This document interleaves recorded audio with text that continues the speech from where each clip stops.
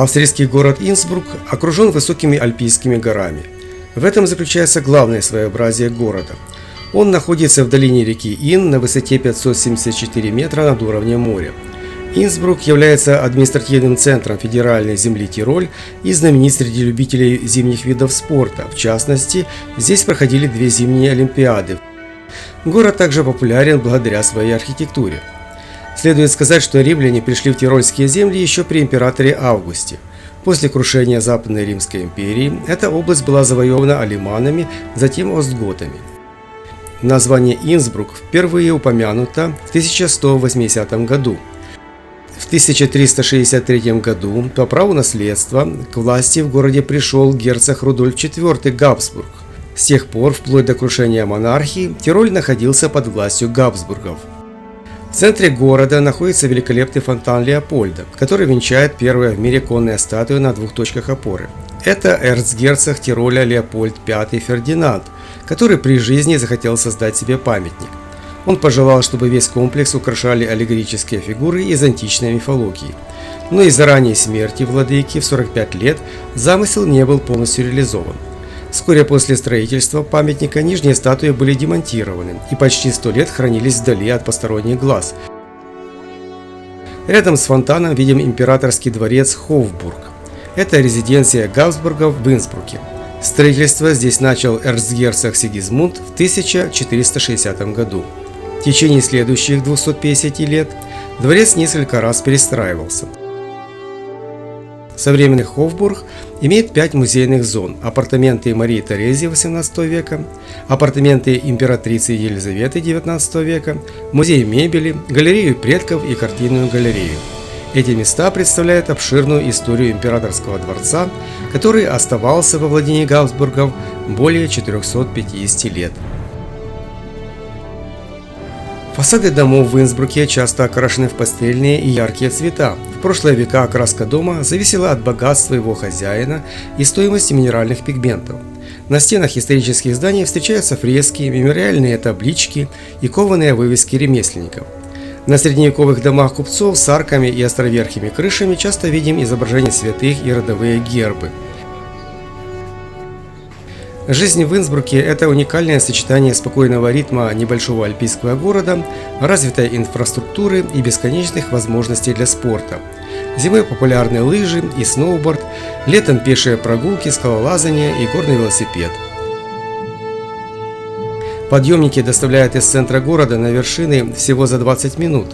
Экология региона тоже отличная, благодаря отсутствию крупных заводов. Население города составляет около 130 тысяч человек. Все находится близко, поэтому машина здесь не очень нужна. Кроме того, развита сеть автобусного и трамвайного транспорта, плюс многочисленные велосипедные дорожки. А наличие в городе крупного университета обуславливает большое количество молодежи, кафе и баров. Мы вышли на главную улицу города, улицу Марии Терезии. Тут находится множество ресторанчиков, магазинов и старинных особняков, возведенных в эпоху барокко, а также лучшие отели в Инсбруке. Еще одним удобством есть близость границ. Так до Германии и Италии отсюда можно доехать за пару часов. Но одним из существенных недостатков жизни в Инсбруке является дорогое жилье. Из-за ограниченности места в долине аренда и покупка недвижимости в Тироле одни из самых дорогих в Австрии.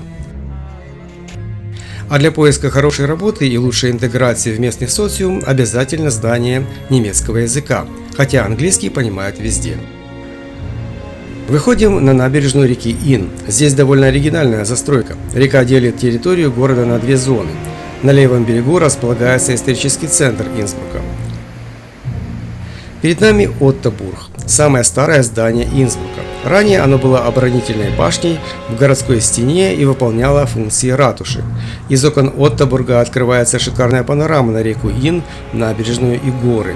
Сегодня в этом здании размещен ресторан, сохранивший в своем интерьере средневековый дух.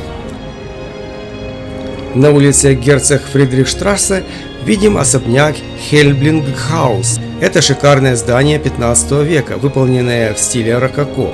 В начале 18 века фасад особняка был декорирован лепниной, масками, раковинами, херувимами и растительными гирляндами. Рядом находится дом с золотой крышей. Эта постройка в классическом австрийском стиле выделяется необычным фасадом и замечательным балконом с крышей золотого цвета. Эркерк, бывшая резиденция Фридриха IV, был пристроен в 1500 году по распоряжению императора Максимилиана I. Крыша балкона покрыта позолоченными медными черепицами, их 2657. На стене видим росписи с изображением рыцарей и рельефными гербами империи. Вот городская башня, построена в 15 веке. Она предназначалась для наблюдения за всей территорией Инсбрука. Внутри башни когда-то находились члены городского правительства. На мой взгляд, Инсбрук довольно красивый город, обладающий собственным шармом. Признаюсь, для меня это было неожиданно. А вам понравился Инсбрук? Напишите об этом в комментариях. Наше короткое путешествие заканчивается рядом с собором Святого Иакова.